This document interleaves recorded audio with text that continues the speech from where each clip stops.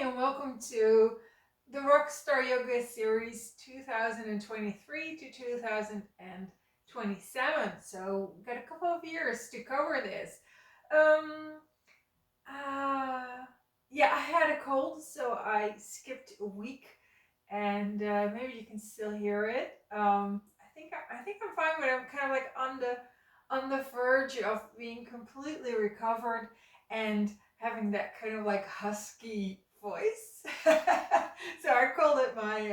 I knew there was one Bon Jovi song that where he has a very husky voice. So with the help of Twitter, I I managed to recover what the song was, and it's radio saved my life tonight, and it's an outtake from the Keep the Faith album from 1992. So an outtake means that it was recorded for the album, but it was not on the album. So it's pretty obscure. It was actually, I was really surprised when I asked on Twitter, like, oh, what was that song where Jon Bon Jovi had a cold, and there was actually, like, multiple people saying, oh, radio saved my life tonight.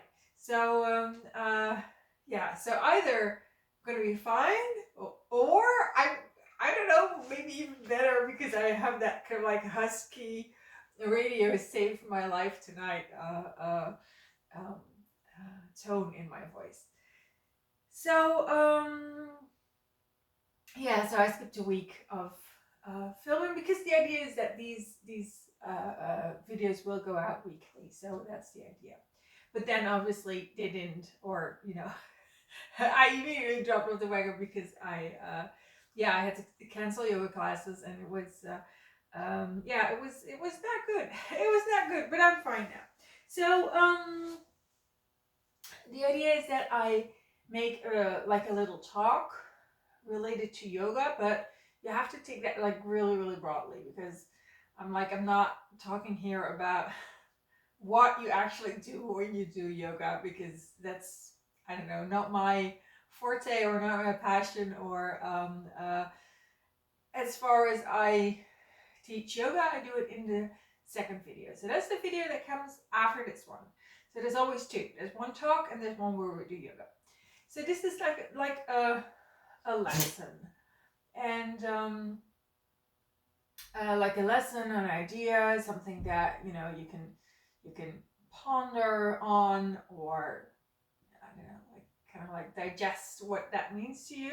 And I have a little bit of a heavy topic today, but I think it's an important one. And it's take the bad stuff seriously. So what I have really uncovered uh, in my own life is how extremely long it takes before you take things seriously. Now, naturally, if you're cut and you're bleeding, then it's very obvious that you need to do something about it. But the the aspects of your life that take a lot of time, or that cost you a lot of energy, um, or they make you function not well. So you're not functioning the way you used to. But they're not life threatening. They're not like a deep cut or something that you actually have to do something about. Those things can really, like, at least with me, the phase where you're annoyed, that you have to deal with it, or like again, or it's you're being confronted with it again in a different form, or it's still there but it's different now, or it was gone for a little while, and well, guess what, it's back again. So it's like annoyance is I think the strongest sign, personally, the strongest emotional sign that you're not doing something about it, that you're in resistance. Annoyance is it's like a red flag, because annoyance means that you're not going about this in a constructive way. You're in resistance, that you have to deal with it, and you're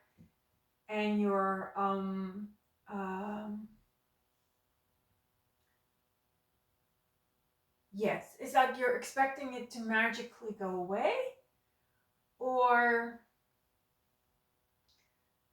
um or or you're kind of like not letting go of making a real song and dance about all the shit that you have to deal with. So either you're kind of like annoyed because you expect it to go away, or you're annoyed kind of like in the preparation of a lot of noise and a lot of, I would say, attention seeking for the tremendous problems that you have to deal with. So I know this is all very wordy, but I'm getting somewhere. I mean, I hope. So it is actually this situation that, that has cost me years of my life. And it has different forms. It can be threats or changes or problems in all areas of your life. But the common denominator is you're not taking it seriously. Now, obviously, when are you taking it seriously? Like, what is you in a mode where you're serious about the problems in your life? It's a mode where you step back, where you investigate, where you acknowledge, where you realize what's at stake. And very often it's actually your life that's at stake. Maybe not in a literal sense. Maybe you're not like, your physical well-being is not at stake. But sometimes that too. Sometimes even when your physical life is at stake because you're threatened or ill, sometimes even that, when it's just so obvious how serious it is, your financial life or your financial well-being can also be at stake, which is also really threatening, of course. So sometimes even in those like super serious situations, you can catch yourself being in annoyance mode. So when are you not in annoyance mode? When are you taking it seriously?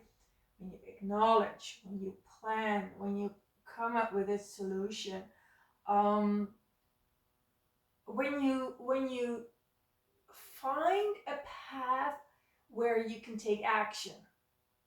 So when you move yourself into action, I actually called it like in a blog that I wrote last week, I actually called it like a battle plan. Like you need a battle plan. Like a battle plan, it sounds serious, and that's because it is serious. So you really need like, okay, what am I going to do? And it's a battle plan, meaning that if it doesn't work, there will be another battle. You can come up with a different plan.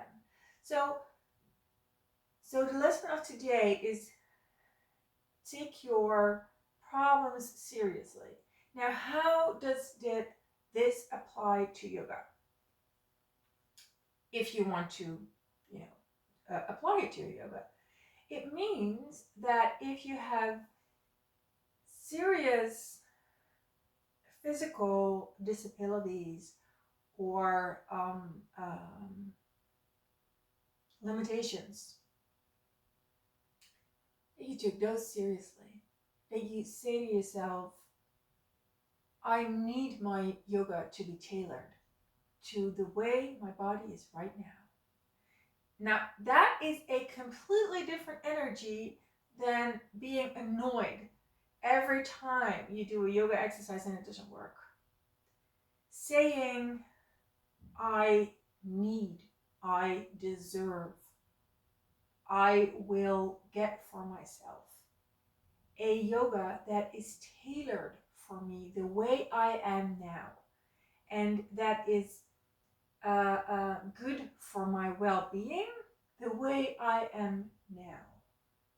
So for yoga, like if you're someone who always reaches for that class, or yeah, like yoga class or yoga practice or yoga video that you think you should be able to do, and then you clash into this wall of being annoyed, being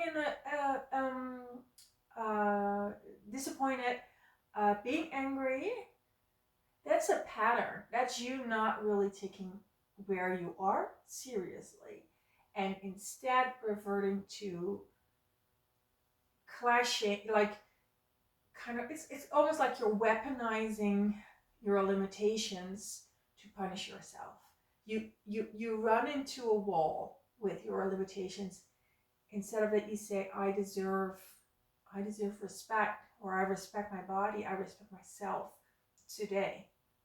So that is taking your problems seriously. It's seeing a red flag, recognizing the unhealthy situation where you keep pushing for the point where you get annoyed, or the point where you get angry, or the point where you get disappointed, and take that energy back and say, I deserve good yoga that suits me today.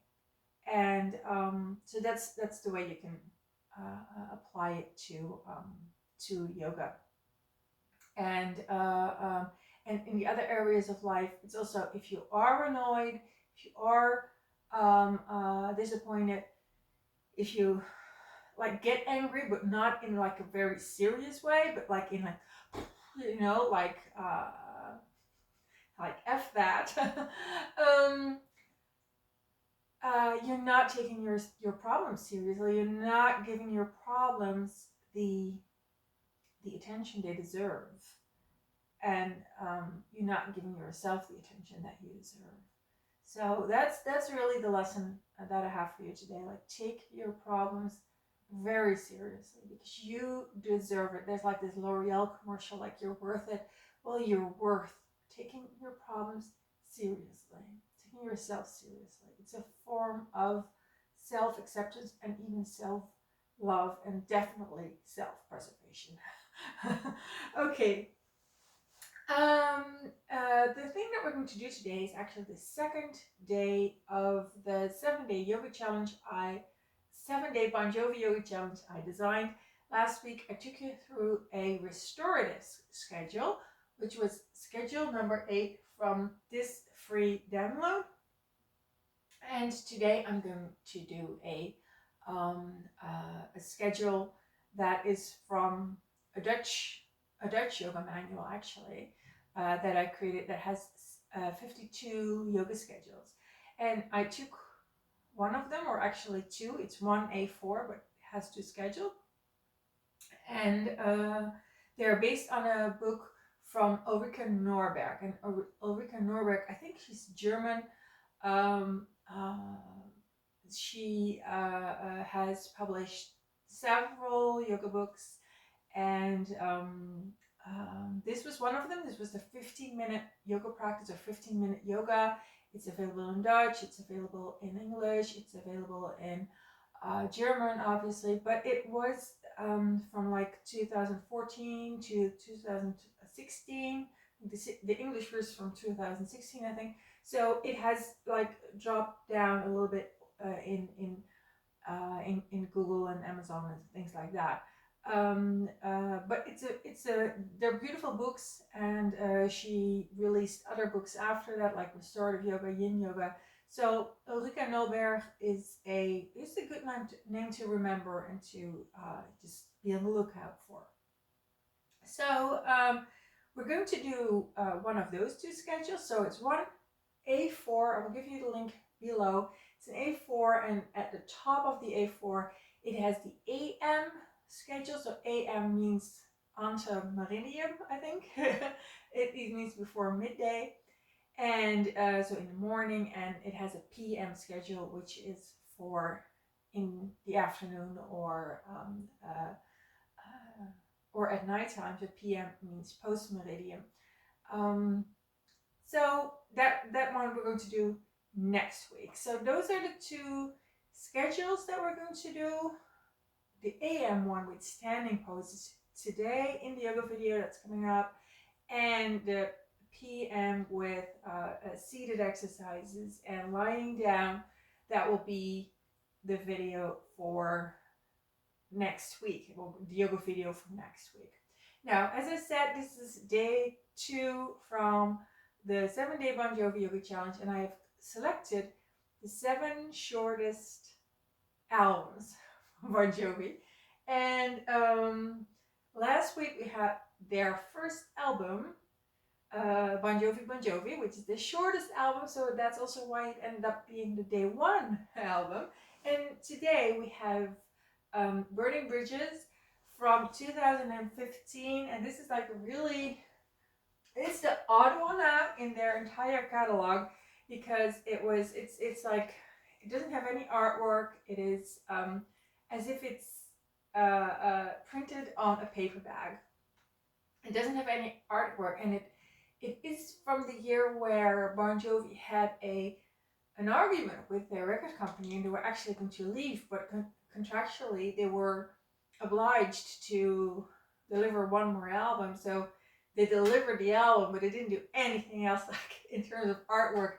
And the most and obviously also they didn't make it 1 minute longer than they were contractually obliged to hand in. So that's probably why it's their second shortest album. And if you have this album, then the final song, which is, I don't know, like what's it called? Oh, it's called Burning Bridges. Yeah, the final song is like a sing along, an acoustic song,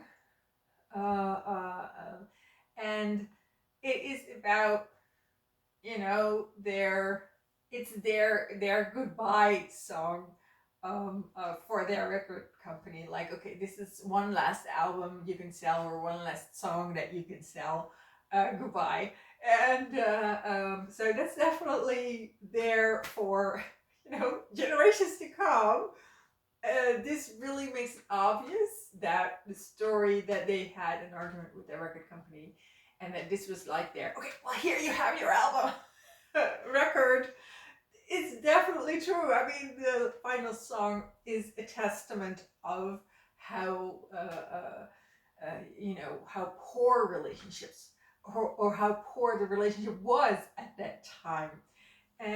So I really love the album. There's more people who love it, and my personal favorite is "I'm Your Man," which is a very kind of a party. It's kind of like a naughty song, or I don't really like the word naughty, but it's kind of like it's a celebration of non-committal love, I would say. Don't ask questions, love, or sex. So I really love I'm Your Man.